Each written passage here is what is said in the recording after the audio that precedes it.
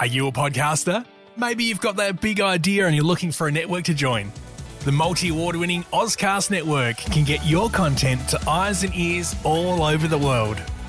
Join now for the first month free, and you could be featuring this sound at the beginning of your podcast. Ozcast. Simply head to ozcastnetwork.com for details. Ozcast. Well, ladies and gents, thank you. Welcome back to Greats with Garby, episode 2. Delighted to bring it to you once again, courtesy of the great people at ISC Sport, the choice for quality performance kit. It really is sporting gear of an elite standard.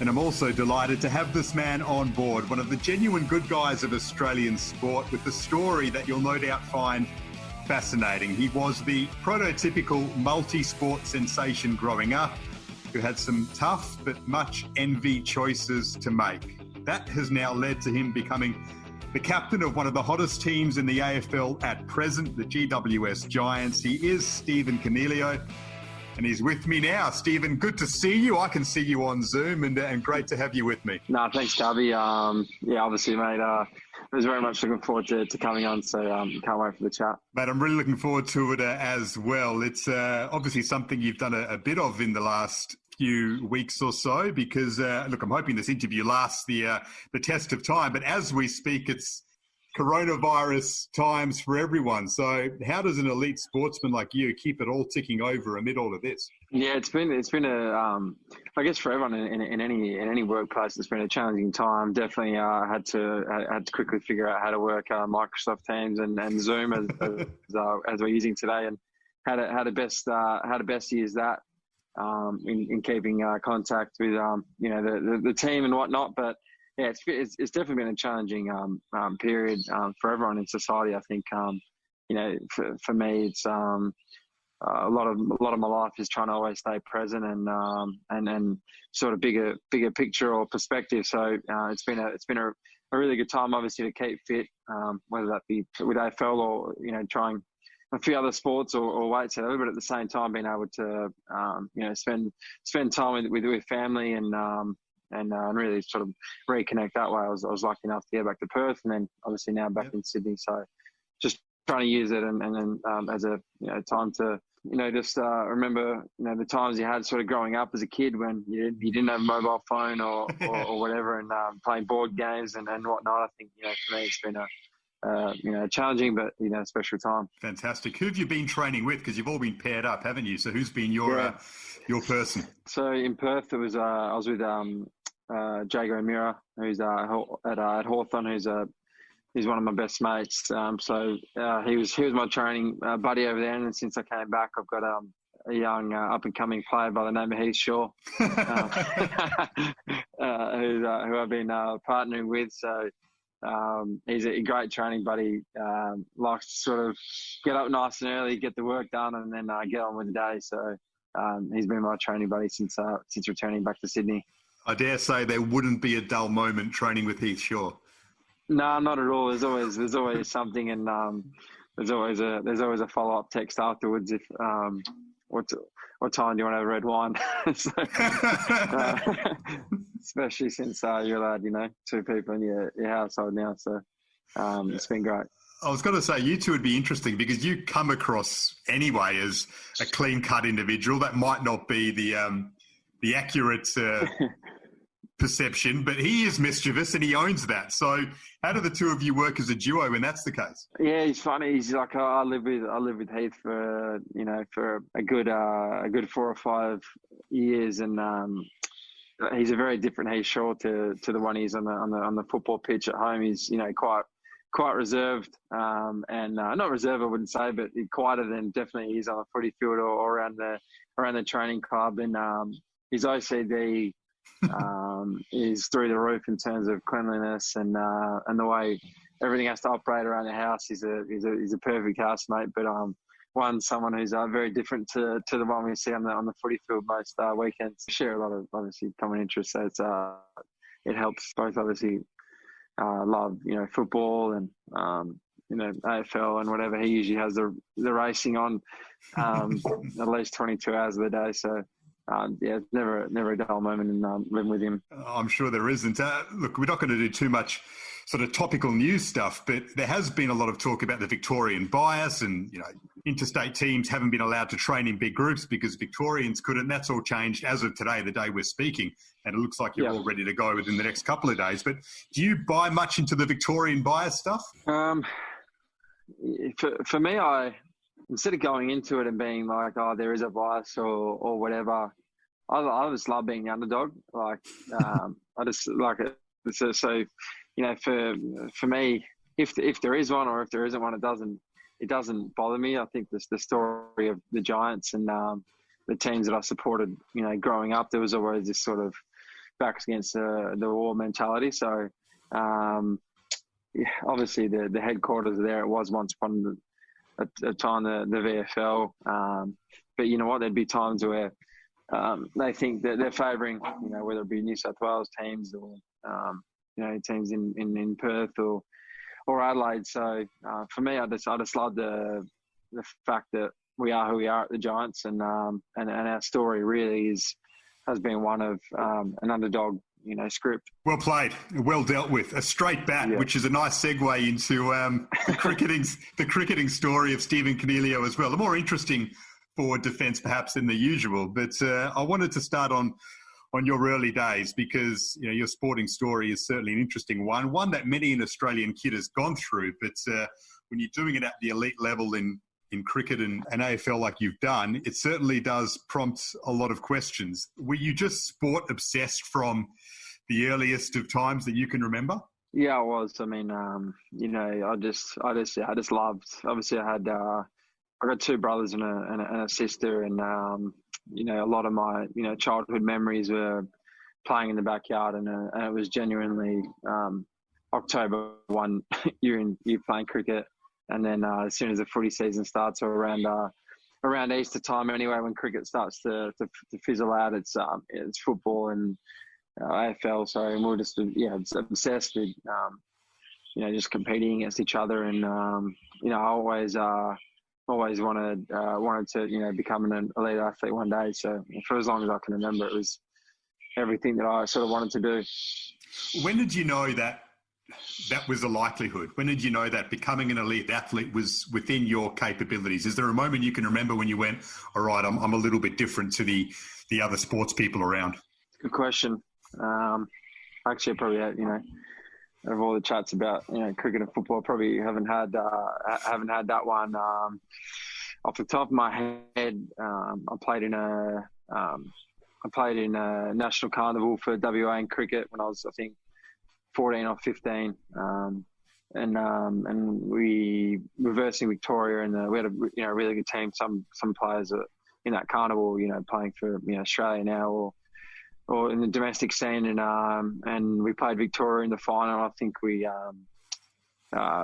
played them in the final, and we bowled first, and they made a 190, I think 190 or 200, and then we went out to obviously try and chase that down, and myself and Will Basisto, who's in the WA scene, and that was in the final, and we paced it down, and I got 100 and just over 100 not out, and it was probably obviously winning by 10 wickets in the final was great, but at that time put away winning a final and making 100 and contributing, which was obviously a great thing. But I think post that, I thought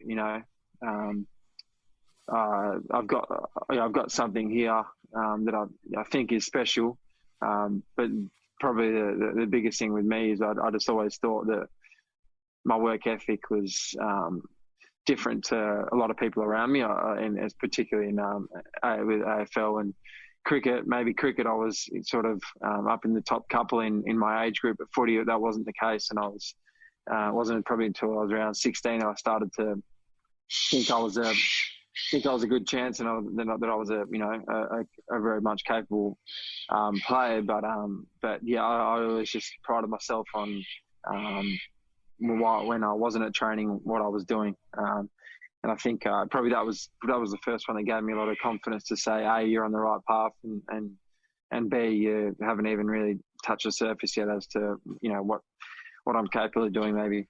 Very interesting. Can you name any players that were in that under-15 national team carnival that you played against that have kicked on? I mean, you made 106 not out in the final that you just spoke about for WA, and then 78 not out against the Vics in the under-17s nationals tournament. Are there players that have kicked on to play for Australia from that carnival? To give us some insight into the ilk of player that you were up against? Yeah, a lot of guys, obviously.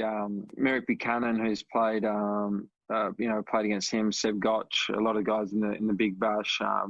WA seen a guy I'm still very close to, Stephen Eskenazi, who plays for Middlesex in the county staff. Will Bazisto, and then Ashton Agar, probably the biggest one, who's he's really kicked on, and obviously is a fine player for Australia at the moment. So those guys in particular were some of the ones I was sort of playing with or against. So how does the mindset work when all that's going on? You're clearly excelling in Australian rules, and obviously have got the possibility of playing state cricket for starters. I mean, that's a serious visible goal at the age of 16, 17. How do you juggle that in your mind at that age? I think I was really fortunate. My parents were obviously, taking me to training, taking me to school, and great mentors of mine. And I think the most important thing is I didn't sort of. I was doing it so much, and obviously with school and juggling a lot of things, but I was still having fun. I think that can be the biggest thing now with kids that are very good at a couple of sports at a young age. They sort of will either choose one at an early age, or they don't need to. They can keep playing both, and then they overload with one sport, and then by the time they're 17, find that they're actually not enjoying it or having fun. They're sort of doing it because they either chose that sport or the parents are putting too much pressure on them. And for me, I just loved both, put a lot of time and effort into both, and my parents made sure that I was always sort of having fun and enjoying it whilst keeping up my schooling at the same time. A couple of Australian legends had some influence on your cricketing career. I mean, Justin Langer spoke to you, didn't he, about potentially playing for WA, and Simon Katich, I believe, had a fair influence on your career as well. Can you talk us through the conversations with both of them? I was fortunate, obviously. Justin, I remember at school, I reckon maybe in the year 7, listening to him at the conference PD day with sort of other school captains, and it was just being amazed with. I remember him talking about one of his first games or in the West Indies coming in and bowling at him. I was just fascinated by his mindset. And then Simon Katich played at the same, obviously a little bit before me, but at the same Midland Guildford Cricket Club. And obviously went on to play for Australia and that. And his mum and my dad taught at the same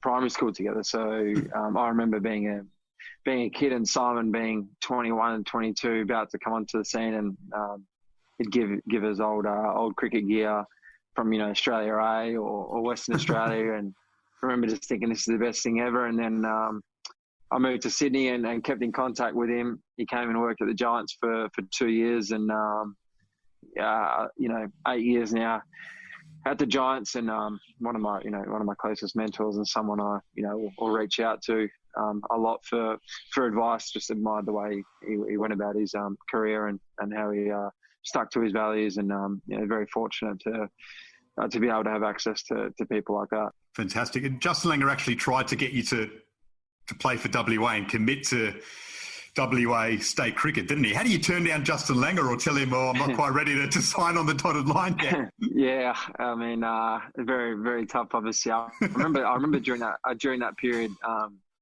I actually wanted it for a long while there. I wanted to play cricket just for the fact that everyone said choose footy because there's 22 spots in a team compared to 11 in cricket. But for some reason that really appealed to me, and obviously with Justin's mindset and whatnot, that was something that was really appealing to me. And I had a lot of friends that were obviously very talented cricketers, and thought it could be special to all come through together. But the way it is. I'm very fortunate and blessed, obviously, the way things have turned out.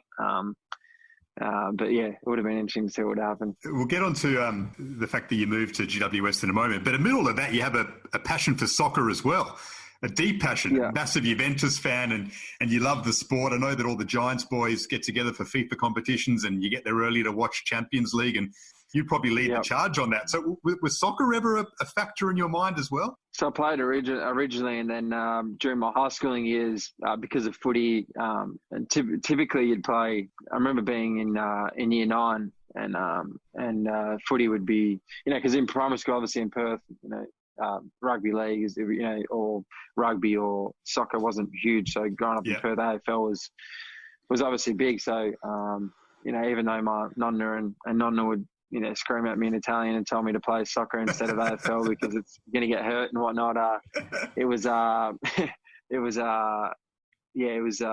that I just got into through that. And then, I remember we had training Tuesdays, Thursdays for footy, and you'd obviously play on Saturday. And they moved the after school soccer to Wednesday, which meant that I could play. That was probably the most fun I've had. And, that was great for me. But I remember my little brother and I sleeping over. So we'd have cricket on Sunday morning. For those people that know, Perth, you'd have at Lilac Hills, say at 8:30 on a Sunday morning, and we'd go either my cousin Luke would either sleep over at my place, or Jacob and I would go over Luke's.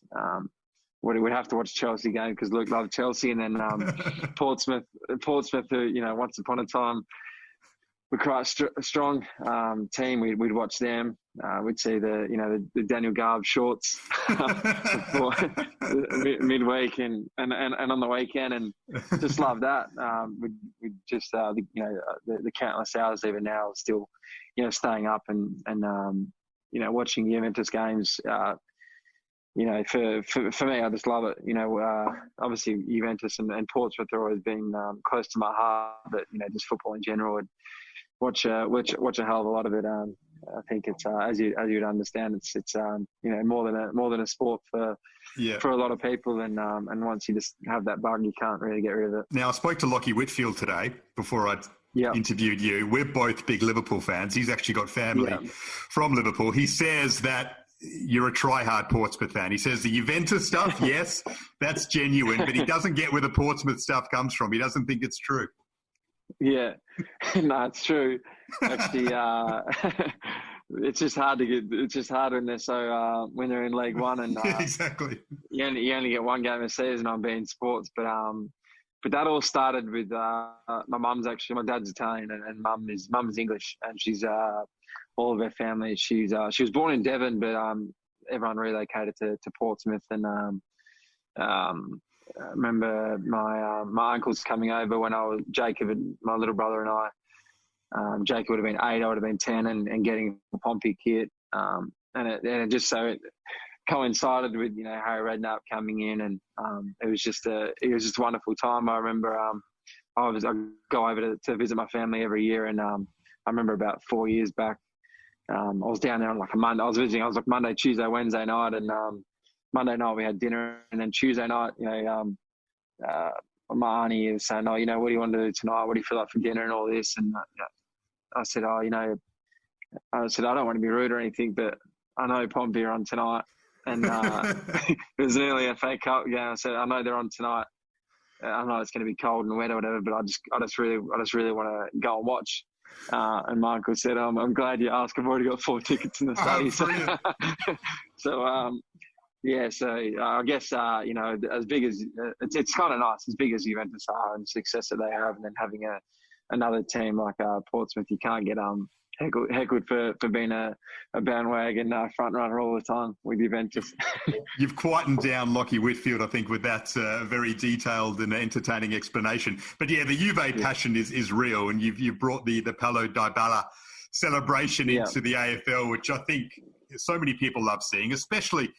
A bugbear of mine is the Code Wars stuff in Australia. I hate it. I think there's so many people who love different codes, and that's just a great way to show that. Here's a football celebration coming into the AFL, which everyone enjoys. Talk us through the way that came to fruition, that celebration for you. I think obviously just anyone who watches Juventus, unless you Inter Milan supporter, just loved sort of a couple of years ago when Dybala came on the scene and quickly became one of my favourite players to watch. And then he was obviously whipped out the Dybala mask, and I remember I did my ankle in 2017, and I was FaceTiming my brother actually in hospital, and he sent me a goal that Dybala had scored the night before, and we were watching it, and I said, when we come back, my first game back, I'm going to kick a goal and I'll do the mask, and I'll do it for you.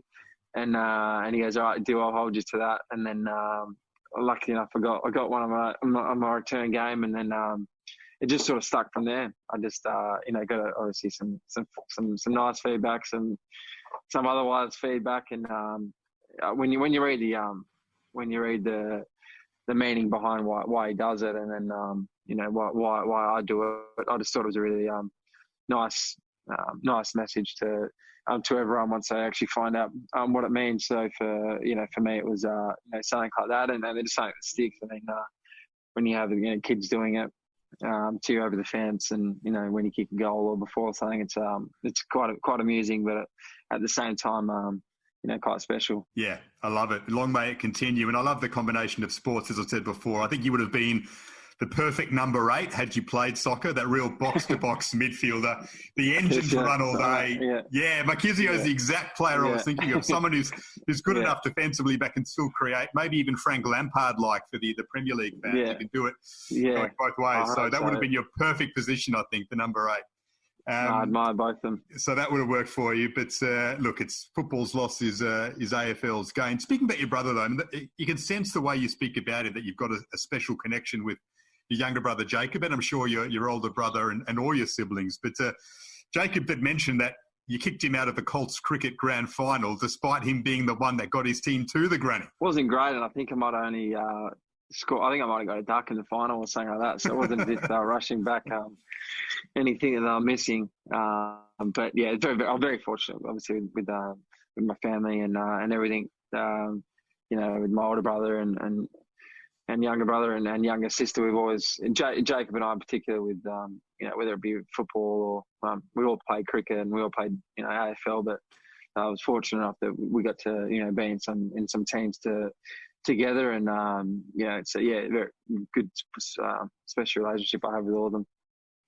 Most certainly. All right, so I mean, you're a multi-sport star. You've got cricket obviously as an option, but then GWS drafts you or tells you as a 16-year-old they're going to take you early in the draft, and they've decided on you basically.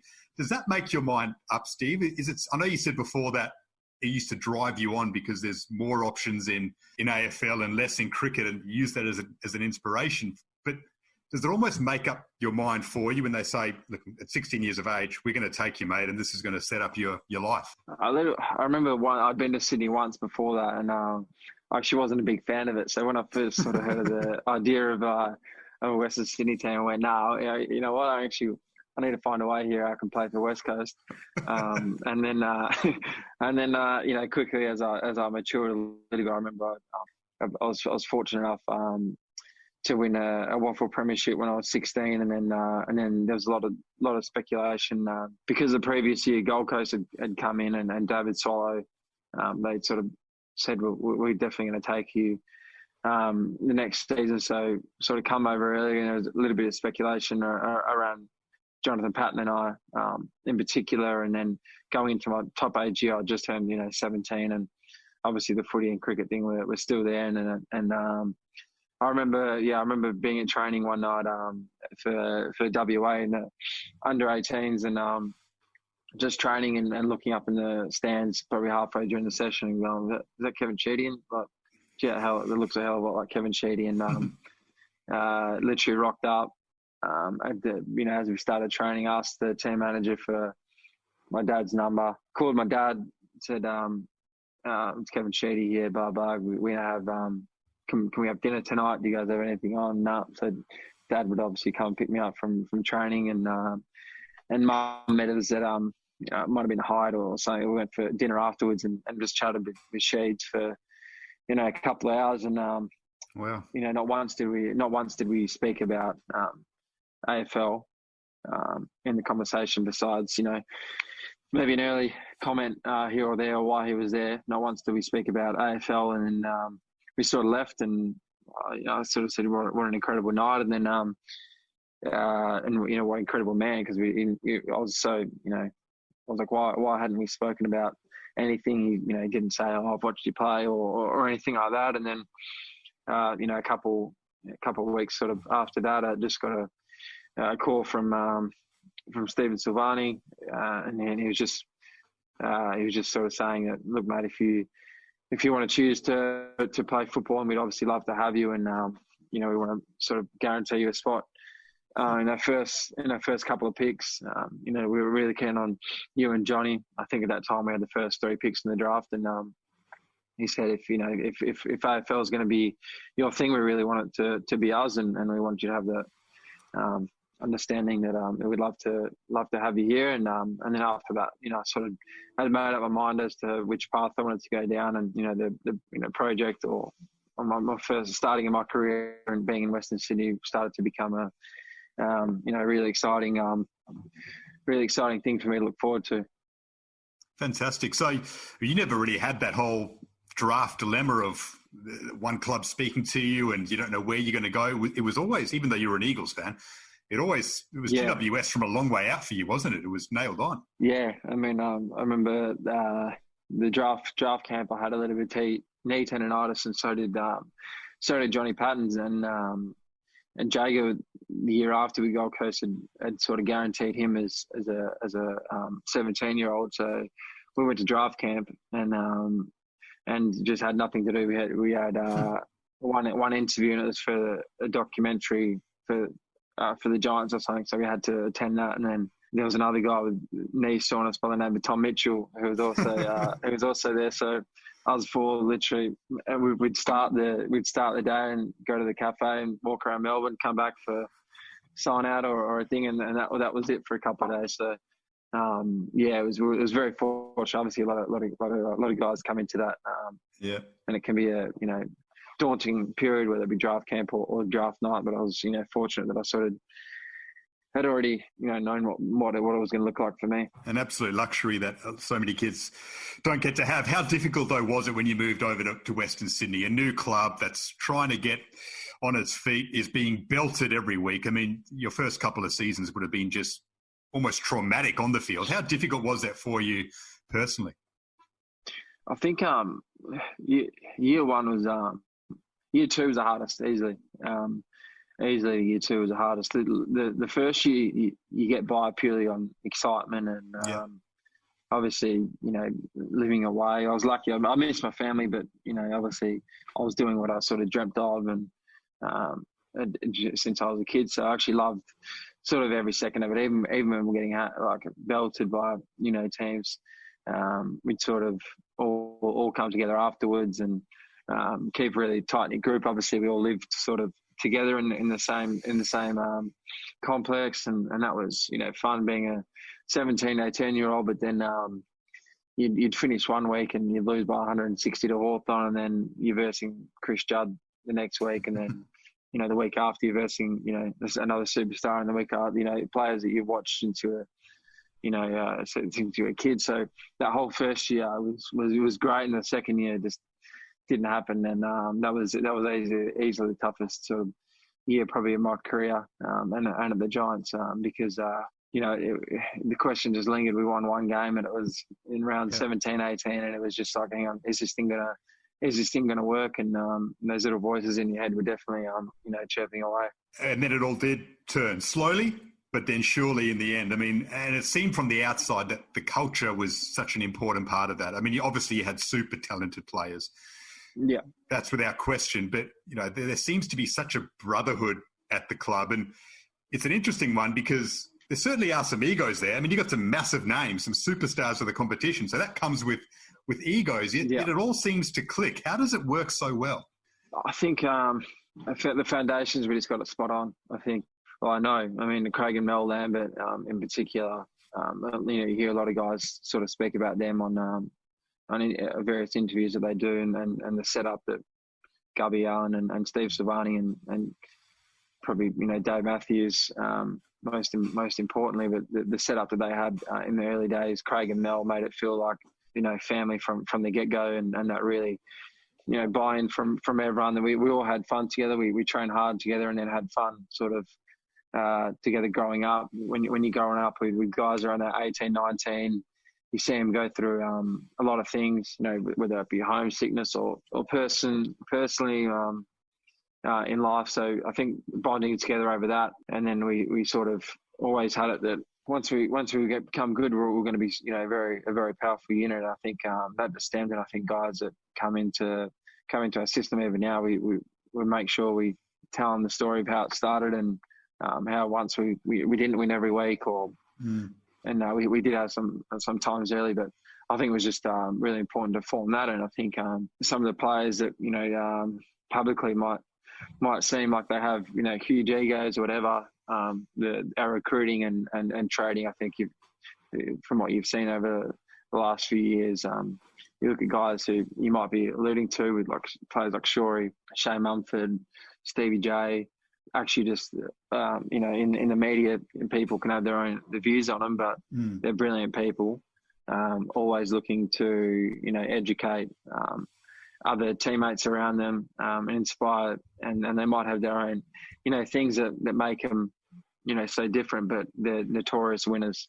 And that rubbed off in particular on us. I mean, Shawry's probably been our best player traded to the club without doubt, but him, Stevie J, in particular, I remember just thinking like how these guys finish, last in a time trial, but yet they never miss a session, and they just never lose a one-on-one. They're just notorious winners, and their work ethic just rubbed off on everyone, and that's ultimately why we went from not making finals to a prelim in the space of a year. I can imagine when you have a brotherhood like that, and then the success that you've got now, it just must be the most enjoyable setup and work life imaginable. Yeah, it is. We're very fortunate. I mean, we've obviously had some players move on and staff members move on, but I think a lot of our even right from it's a special club because you actually feel like, I don't know, Garby, when you've been in there as well, but we don't actually really care what you do at the club. Like it's if you're a player, if you're a fan, if you're a staff member, a coach, whatever, we just treat everyone like their family. And whether it be our access after games, with our functions or whatever, we've always been big on being different by being a family club. And I think that word comes up, family a lot with it, but it just feels like that in that work environment. You walk into the club and you get ripped by Shane Mumford within the first 5 seconds, and then Shawry about 3 seconds after that. And it's a brilliant atmosphere to be around, and we're very lucky. Yeah, I trust you're enjoying this chat with Steve Coniglio. He's a wonderful guy. I just wanted to take a brief break to thank our sponsors, ISC Sport. They are the choice for quality performance kit. I have a lot of their gear and it is awesome. So pick up some if you're in need. And if you would like to promote your business through Greats with Garby, feel free to get in touch via Twitter. That's at Daniel Garb, or email me dgarb24@gmail.com. I look forward to hearing from you and promoting your business. All right, let's get back to Steve. It always looks fantastic being around the club. Whenever you go to a media day or whatnot, it's always a nice, happy vibe. Everyone's welcomed, as you said, and then you watch things like your FIFA competitions and that, and you just think these are a bunch of blokes just having so much fun together. Yeah, we do that. I mean, even where was it? Like probably even 2 years ago, we started the Juventus Club Sydney, which I've been a part of for a number of years now. And for a while there, I set up was at Zona Azzurri, which is an ultra football in Alexandria, and slowly it started being on Juventus games, and then we do Champions League mornings there, and have a coffee or whatever at 4 o'clock, and there'd be everyone there, and then Toby and Lockie and I, Shawry would come sometimes, and we just look across at each other and be like, all right, we're obviously waking up. It's main training day, but we're waking up at 3:30. We're getting there, we're watching it. Just get through training, and then just crash, and then crash Wednesday night. Don't tell anyone we're getting up and watching this, watching Champions League or whatever, because we're getting trouble by the coach. But just little things like that along the way, which is special. I'd imagine though that when you've got an environment like that is so inclusive, being captain of that team, which you are now, would almost bring together a completely different challenge, because everyone's one of the boys, but then there are certain moments when you have to step away and be the leader and be the driver and the educator. How did you start to differentiate that when you were given the captaincy? It's a good question. We haven't won anything yet. I think that's the biggest thing for me. And I think watching documentaries like The Last Dance at the moment, and just seeing Kobe Bryant was always a big, and has been a big influence on my career, with just watching, YouTube stuff or reading books about him and whatever. I think the biggest thing, for me, particularly in the last 2 years, is we haven't won, and obviously still being a friend and someone, who, for me, a lot of my leadership style is around that, humility and being able to have some, conversations with guys to cheer them up and whatnot, but then being able to separate that and just be ruthless when it comes time to train or to play. I think that's probably the biggest thing for me. I think, since being captain and having pre-season and that, I always tried to, in the years gone by, just, obviously I was vice captain, but I always tried to, just think of myself as, as just a leader, full stop, and what that would look like. So, for me, before 12 o'clock before midday on a training day in pre-season or main training, for me is huge. That I get that right, and everyone gets that right, and then lunchtime and afternoon rotations can have as much fun as you like. But just being ruthless around around that and wanting silverware and success for the organisation. And you've got the natural driver of having lost a grand final already. I know you didn't play, but how tangible is that as a motivation? Do guys actually talk about it all the time? Is it something you message each other like, we lost it last year, now we're going to go one better? How big of an actual tangible talking point is it?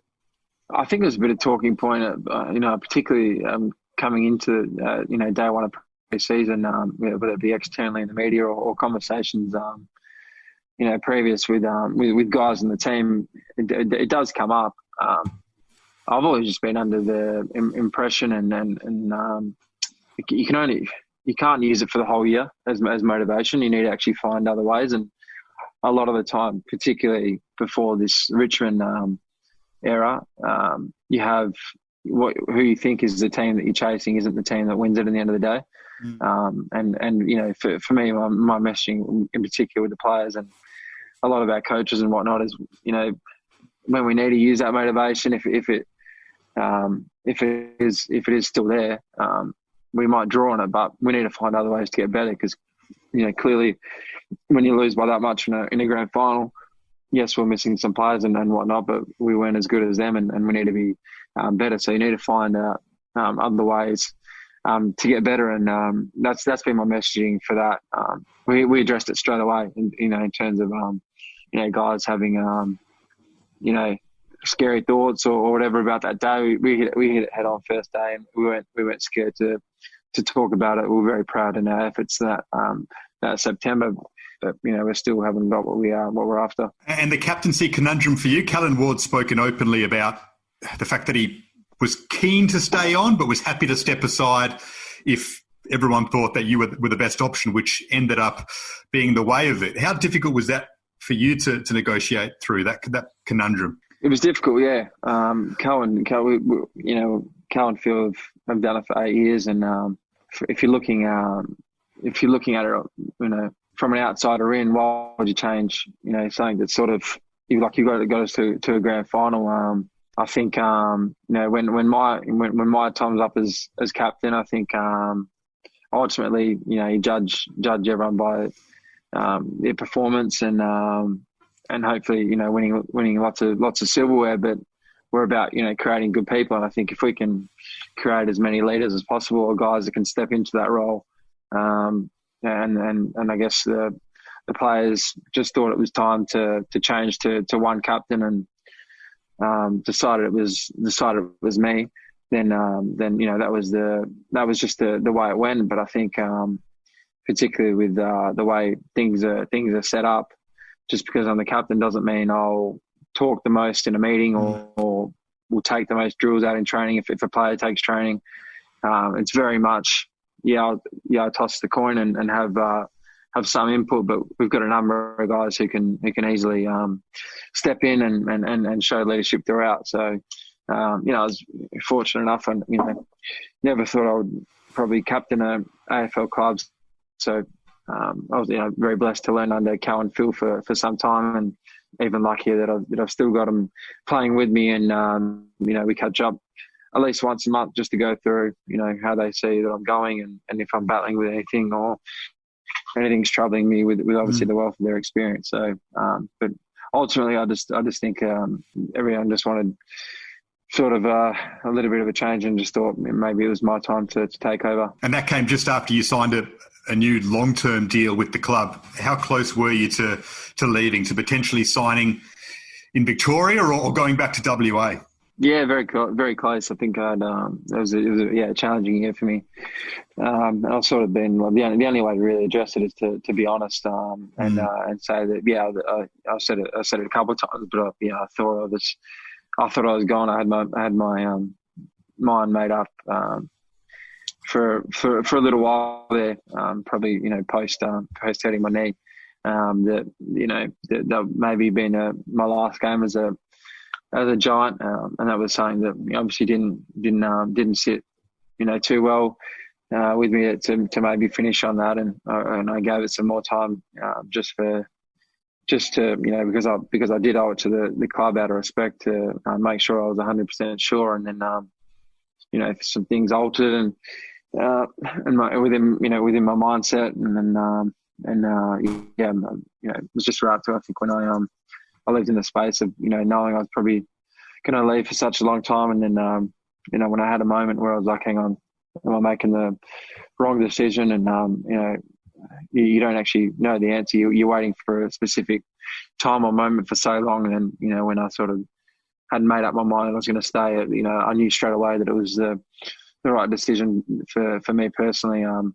But yeah, it was difficult and long year for me with that. But blessed in the fact that I had options. I think a lot of guys in contract year, their form might waver or whatever. I was happy that I could still play good footy, and I was constantly on a daily reminding myself of how lucky that some guys might get delisted or they get retired early or whatever they get forced into. But for me, I actually had an option where you can go home and play in front of your family every week, or you can stay where you've built a club from scratch, or you can go and do something different. With two teams in Melbourne, I was very fortunate enough that I had options. Fantastic. And it's all set up for you now. I think the footy world feels as if you are on the precipice of being, if you're not already, a consistently elite player in the competition. What are your goals? What drives you now that you've got this massive platform to go on and try and achieve some fantastic things, both with your team and on an individual level? I think definitely since becoming captain, and I'm just I just love just reading things about other athletes or watching things. I mean, you look at Michael Jordan everyone's talking about The Last Dance at the moment, but being able to dominate NBA for such a long time, but he's actually scoring average and influence on games lessened, but they were winning championships. And then you have guys like Trent Koch, and more recently who copped a lot of criticism from the media and people in the industry for the way he sort of was playing his footy for such a long time, and then he scales it back, and now he might only have 15 touches and a couple of tackles, but his willingness to play for the team Now he's a two-time premiership captain, Brownlow medalist. I think for me as a captain now, personally, I think of those things a lot more, and how I can give more to the team. I think for me, on a more personal level, I think I'm at a time in my career now where I'm really confident in my own ability, and particularly in the midfield. When you look at guys like Josh Kelly and Callan Ward, I think we have one of the better midfield groups in the competition, and want to be one of the best players in the competition for sure. I think I know I've got the capabilities to do that, but at the same time, I'm the captain of a team that's trying to win a premiership, and how that whole piece works is probably now what I'm more after. I think early in your career you can get caught up in, I want to finish here in the best and fairest, and here for me it's about every year. Lenny Hayes always said to me, what's one thing you're going to do this year that you hadn't done last year? And just find that level of consistency that makes you a very good player in the competition that you see with a lot of the A graders now. That self-sacrificial leadership discussion that you brought up before, giving maybe less of yourself as an individual for the team to go further, that's something that the late, great Kobe Bryant spoke to you about, isn't it, when you met him in the States not too long ago?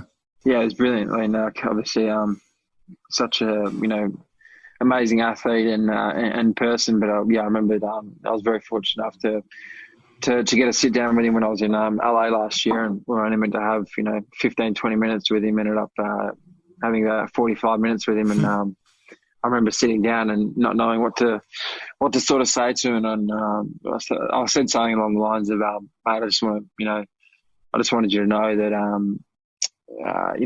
lot of my career and how I've turned not turned my career around, but how I've found a level of consistency. And, early in my career, I was a bit unsure. After my sort of second or third year, I've been dropped a couple of times, and I sort of adapted your Mamba mentality, and I just became so much better person, and, better leader and better player. And, I went through a couple of things, examples, and spoke for probably about a minute. Probably about a minute too long as well, and then and then I said, so for that I really just want to thank you for. And he just sort of stared at me for a second and just went, cool, but that doesn't matter unless you influence someone else, and then that person influences someone else, and then that person influences someone else. He goes like, that's cool that you're doing that, but who else is doing that? Yeah. And I was sort of just like, all right, this guy's on a different level. So. Yeah. But there was just that mindset. I think he, particularly in his career, he found out that it was more. If he wanted that, success, it was after he needed to influence others around him with that same mentality. Brilliant. And look, you've met a fair few sporting superstars because you're a sports nut and you travel the world in your off seasons and you meet plenty of them. You had a photo with Kylian and Mbappe as well, I saw. Is that weird for you? Because, Mbappe is on a different level, obviously. He's a worldwide megastar, but you're a pretty big star in Australia. You get asked to have your photo with fans all the time, and then you go overseas and you're having photos with a sporting star, and he just thinks you're a normal supporter. He probably doesn't know who you are. Is that weird for you? Yeah. Yeah, it was very weird. We were like, I was with Jago here and Toby, and we were honestly kids in a candy shop, and obviously went to watch PSG training, and then we're chatting to. It was like to being a kid again, and they knew they knew that we played because we had a mutual contact in there, and he was showing them some of our videos and having a laugh and whatnot, but. Honestly, a kid in a candy shop, and I remember Toby. We took our jumpers, and I gave mine to. Actually, I hate Icardi. I always have since he was since he was his Inter days, and so obviously against Juventus and whatnot, and he came over and he finished training before everyone else, or just skip recovery, one or the other, and then. He was out before anyone, and I was just chatting to him for like a good few minutes. He was asking questions about our sport and whatnot. No, it was actually just a genuine guy. A lot of people sort of bag him for that, and I gave him my jumper, and then Toby came out. Mbappe came out, and he speaks English quite well, and sort of gave us a handshake and had a photo and was having a bit of a laugh. And then Toby gave him his jumper, and he's like, "Oh, thanks, bro, thanks."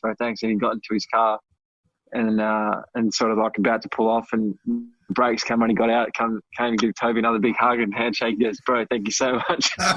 we were just like, "How good is this? Best day ever." But it is funny. It is funny. I think for me in particular now, with kids, I remember I was once a kid, wanting Chris Judd and Ben Cousins' autograph and photo. So yeah, I think making that extra bit of time goes a long way for them more than anything. It must be a nice change for you as well, just to completely break away from the world and the bubble that you're, I wouldn't say trapped in, but involved in for the majority of the year, and you could just be someone else almost for a few weeks and get a complete escape. No, exactly. But we're in Milan as well, and I was at going through security check-in. I got the buzzer went off twice, so I was holding up everyone behind me, and I was still pretty tired, and then went again. Buzzer went off, so I was at 3 times, and then eventually I've gone again, gotten through, and the guy behind me was Claudio Marchisio. So I just whipped out, was having a quick chat with him on the way to the gate. So yeah, very funny. You'd have no idea that you're the Claudio Marchisio of the AFL with the way in which you'd have no idea. Another story in Italy that I'm aware of is a taxi incident involving you and Toby Greene after a Juventus game. What happened there? We went to watch into Juventus at the San Siro at the start of this season. Long story short is when people say don't wear opposition colours to a game in Italy, make sure you don't. And we obviously had gone to the game, and we're catching up with a few friends who one was living in London, came and met us there, and then I've got a friend who's in Milan, still living there at the moment, and we caught up with them before for some drinks, and we just got excited. So we had obviously going to such a big game, probably the biggest game of the year.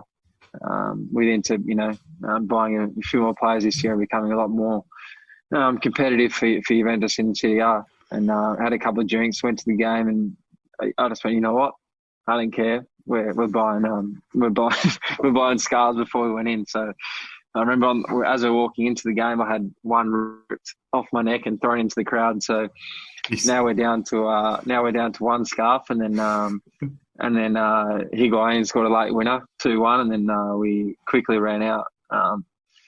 No taxis would take us, as Toby still had the scarf on, and then quickly before anyone saw us, just slipped the cab driver 20 extra euro or something like that to take us back to the town before anything happened. And the next minute we're in a cab, and maybe at some point the scarf went out the window,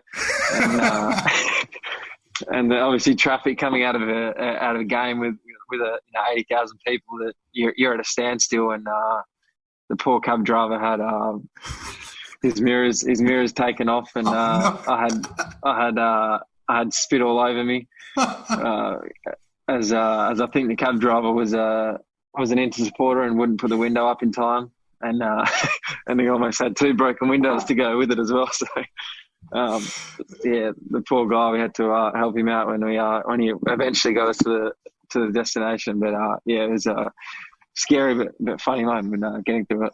That's the result of travelling with Toby Greene as well, I'd imagine. He would say that I was the bad influence that day.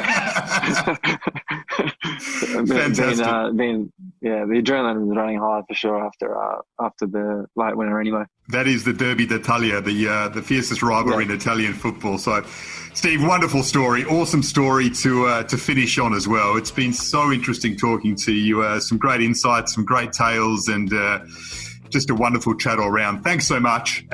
Good luck with the rest of the season, which at this stage, this point of the recording, isn't too far away from from resuming, and hopefully all the things that you spoke about, your desires, all come to fruition. Thanks, Garby, and great chatting, mate. Thank you very much.